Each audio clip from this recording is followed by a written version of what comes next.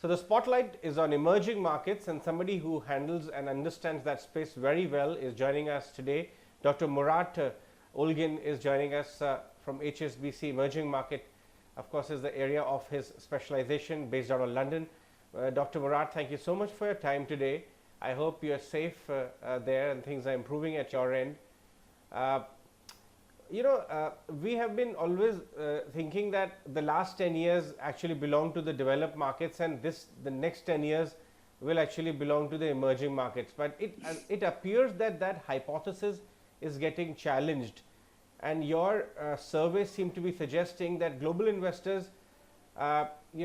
love affair with emerging markets is reducing and waning, and they are turning neutral on emerging markets. Can you build upon your hypothesis? Definitely, Ajay. Thank you very much for having me, first of all. Thanks for your kind introduction.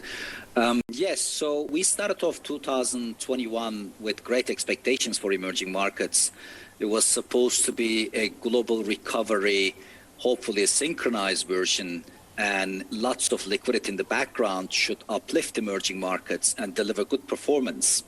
I think the narrative in the background has changed pretty rapidly. We were first embracing and rejoicing the growth element of reflation, but then it has swiftly moved into more emphasis of inflation. I think this is happening because US is undergoing an economic policy experiment of sorts, as our global economists are calling it, because we have this significant loosening of monetary and fiscal policies at the same time.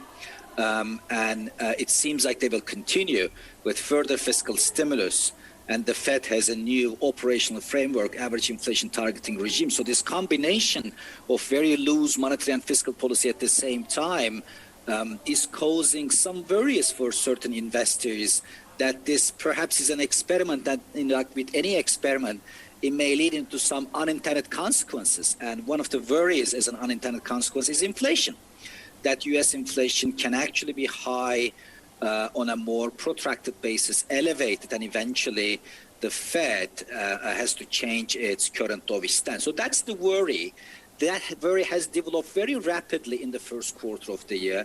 As I said, we started off the year very, very positively with the outlook of emerging markets, but then the narrative has shifted very rapidly into inflation worries. And then that's why, as you said, Ajay, in our latest survey, which we released 2 weeks ago, and it covers an episode of late March and almost all of April, investors have turned a lot more neutral.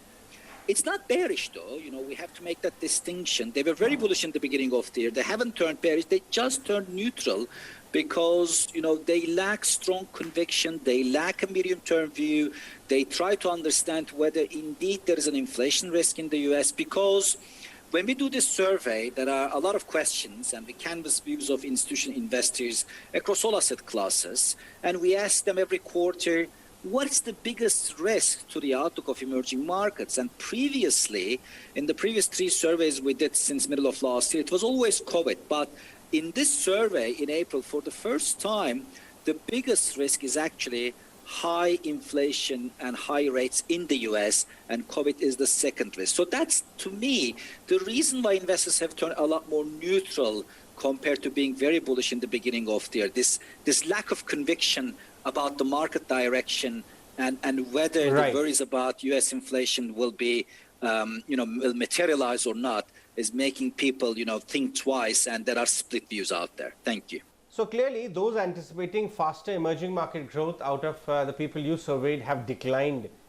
is the gist of that. Dr. Murat, how do you see the earnings prospects of the corporates in emerging market economies if inflation, if commodity rally is anything to suggest and go by? Right now, commodity producer countries will be rejoicing, but what about commodity user emerging markets like us, like India? And the way rally has actually panned out, what impact could it have on the corporate earnings going forward, and hence also the attractiveness of emerging markets in case the pricing or pricing forward doesn't happen in the same proportion? Sure. Thank you, Ajay. You're right. Indeed, the proportion of investors expecting emerging market growth to accelerate over the next 12 months has actually declined. but it's not a massive drop. So we saw it like coming from around 89% in January survey, which was obviously very high, very constructive number, down to 73. So yes, investors have pared back their expectations of EM recovery, EM growth, but not dramatically so. I think what happened is, again, the emphasis and narrative has shifted, the focus has shifted more on the U.S. recovery, that U.S. economy will actually outperform emerging markets, at least for this year. But when it comes to the earnings outlook, our strategists have been looking, all around the world for all equity markets, and they see that in Asia, perhaps it might be topping out. But in the rest of the world, in EMEA, in Latin America, which have been the laggard regions, which have disappointed, when it comes to vaccination rollout, they have underperformed. I think in these regions, there is a chance that earnings may be revised up, which we're already seeing. And you touched upon a very important area, Ajay, and in our views and studies since the beginning of the year, this is the area where we have been more bullish. That's the commodity space. Commodity producing countries, their equity market, their currencies, especially in EMEA and Latin America, where actually we see either the equity markets and or the currencies have not fully reflected the huge gains in commodity prices. The commodity prices have started to improve pretty much since the second half of last year, and obviously they've continued this year. They still continue to power ahead from, agricultural commodities to metals, minerals, oil, etc. But we think that in most of the countries, especially in Latin America, like Brazil, like Chile, like Colombia, but also parts of EMEA, like in Russia, we don't think that equity markets and FX currency markets have fully reflected this improvement in commodity prices. Now, what happens for the commodity importers, as you said, like India? Well, obviously, in an environment of rising commodity prices, you might expect some impact on external balances and inflation.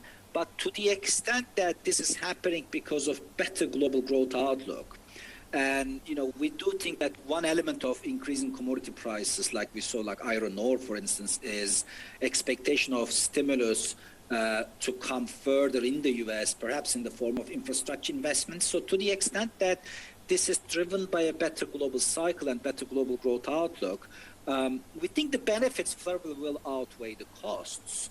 And in the case of India, the capital flows are already very, very strong. Actually, even though India is a commodity importing country, our FX strategists are actually quite positive on Indian rupee. They see some appreciation towards the end of the year.